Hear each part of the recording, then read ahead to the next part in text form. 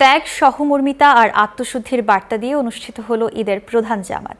জাতীয় ঈদগাহ ময়দানে পবিত্র ঈদুল আজহার নামাজ আদায় করেন রাষ্ট্রপতি মোহাম্মদ শাহাবুদ্দিন ও প্রধানমন্ত্রী তারেক রহমান।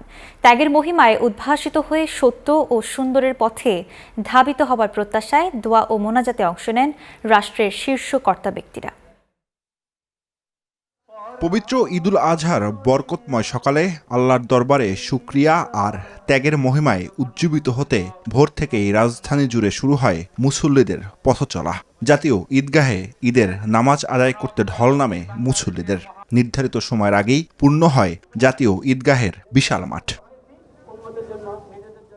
প্রধান ঈদ জামাতে অংশ নিতে ঈদগাহে পৌঁছালে প্রধানমন্ত্রী তারেক রহমানকে স্বাগত জানান সংশ্লিষ্টরা। যোগ দেন রাষ্ট্রপতি মোহাম্মদ শাহাবুদ্দিনও। তাকবীরের মধ্য দিয়ে শুরু হয় ঈদুল আজহার প্রধান জামাত। সারিবদ্ধ কাতারে হাজারো মুসল্লির সঙ্গে একই প্রার্থনায় দাঁড়ান রাষ্ট্রের দুই শীর্ষ ব্যক্তি। এছাড়াও জামাতে অংশ নেন মন্ত্রিসভার সদস্যবৃন্দ, প্রধান বিচারপতি ও অন্যান্য বিচারপতিগণ, রাষ্ট্রের গুরুত্বপূর্ণ ব্যক্তিবর্গ এবং মুসলিম দেশগুলোর কূটনৈতিক মিশনের প্রধানরা। খুতবায় ত্যাগের মহিমা ও মানবিক মূল্যবোধের কথা তুলে ধরা হয়। পরে দেশ ও জাতির শান্তি, অগ্রগতি এবং মুসলিম উম্মার কল্যাণ কামনা করে দোয়া ও মোনাজাতে অংশ নেন সবাই। মোনাজাত শেষে গাম্ভীর্যের জায়গা নেয় ঈদের শুভেচ্ছা আর সৌহার্দ্য। রাষ্ট্রপতি ও প্রধানমন্ত্রী কোলাকুলিতে বিনিময় করেন ঈদের শুভেচ্ছা।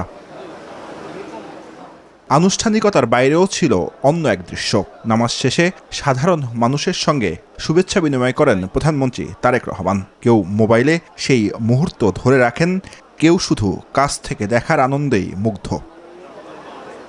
একমাত্র স্মার্ট সিটি বসুন্ধরা, আধুনিকতায় এক ধাপ এগিয়ে। সাধারণ মানুষও কোলাকুলির মধ্য দিয়ে প্রিয়জনের সঙ্গে ঈদের আনন্দ ভাগাভাগি করে নেন। দোয়া করেন দেশ ও মুসলিম উম্মার জন্য। ঈদে নামাজের শেষে নিজ গুনাহ মাফের জন্য দোয়া করেছি, প্রত্যেক মুসলিমার জন্য দোয়া করেছি, নিজের ব্যক্তি, পরিবার, সমাজ ও রাষ্ট্রের জন্য দোয়া করেছি। বাংলাদেশের প্রতিটি স্তরে যে স্যাক্রিফাইস, কোরবানির শিক্ষা, এটা যাতে আমরা ব্যক্তিগত জীবনে চর্চা করতে পারি। কারণ বিশ্ব মুসলমান বিভিন্নভাবে বাধাগ্রস্ত হচ্ছে, সংকটে গ্রস্ত হচ্ছে। এই সংকট থেকে উত্তরণের জন্য আমি মহান আল্লাহ তাআলার কাছে দোয়া করেছি। করতে আসলাম, খুব সুন্দর লাগলো।